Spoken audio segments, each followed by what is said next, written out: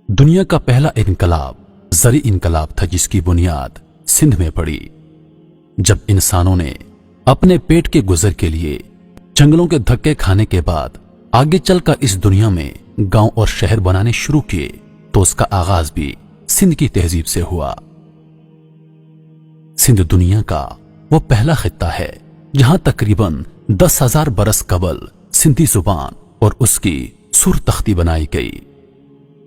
सिंधी जुबान के लिए जो सुर तख्ती बनाई गई वो आज तक जुबानों के माहिरीन पढ़ नहीं सके, जो आर्ट और ज्योमेट्री के फन की आला तरीन मिसाल है और आज तक मोहनजोदड़ो के निशानात पे मौजूद है।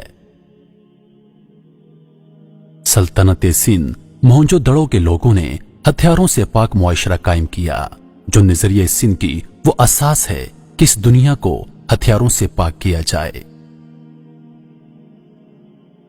इस पूरी दुनिया में सबसे पहले सनत की बुनियाद सिंध में रखी गई। सिंधियों ने ही कपास से धागा और धागे से कपड़ा बनाने की मशीन, अर्थ और अडाना इजाद की। इस तरह सिंध में दुनिया की पहली सनत कायम होने की वजह से इसे इंडस कहा गया। इसके बाद ही इंडस्ट्री का लफ्ज वजूद में आया। दुनिया में नापतोल के औजारों का निजाम पहली बार सिंध ने मुतारफ करवाया। फिर ये औजार सारी दुनिया में बेचना शुरू किए। दुनिया में सबसे बड़ा मुवासलाती इनकलाब तब आया जब सिंध ने मोहनजोदड़ो में सबसे पहले पहिया बनाकर बैलगाड़ी बनाई, जो दुनिया में मुवासलाती निजाम का आगाज साबित हुआ। सिंधी इस दुनिया की पहली कौम है जिसने रंग बनाए और उससे 7 रंगों के कपड़े बनाए, जो समुद्री बेड़ों के जरिए सारी दुनिया को बरामद करना शुरू किए। सिंधी दुनिया की पहली कौम है जिसने सोना, चांदी, हीरे और जवाहरात से जेवरात बनाए।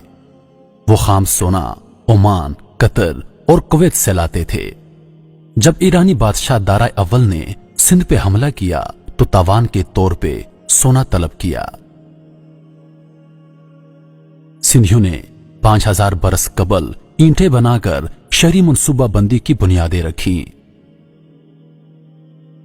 सिंधियों ने सुमेरी जुबान के लिए यूनिफॉर्म स्क्रिप्ट तैयार की, जो आगे चलकर 50 से ज्यादा कौमों ने इख्तियार किया। तारीखदानों का ख्याल है कि सुमेरी तहजीब की बुनियाद सिंधियों ने रखी। 1300 कबल अज़ मसीह से 3400 कबल अज़ मसीह तक सिंध एक ताकतवर सल्तनत रही। और अलमिया देखें कि आज सिंध अपनी तारीख की बदतरीन गुलामी की जंजीरों में जकड़ चुकी है।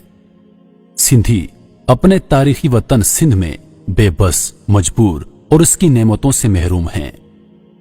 और सिंधियों के इस तारीखी कदीमी और तहजीबी वहदत और हुर्मत से संगीन, बेशर्माना और भोंडे खिलवाड़ किए जा रहे हैं। सभी पाकिस्तानियों का फर्ज है कि वो सिंध के महरूम इंसानों का साथ दें। बड़े अफसोस की बात है, अगर हुकूमत सिंध पर तवज्जो देती तो शायद सिंध स्याही मकाम बन जाता, मगर अफसोस कि हुकूमत ने इस तरफ कोई तवज्जो नहीं दी।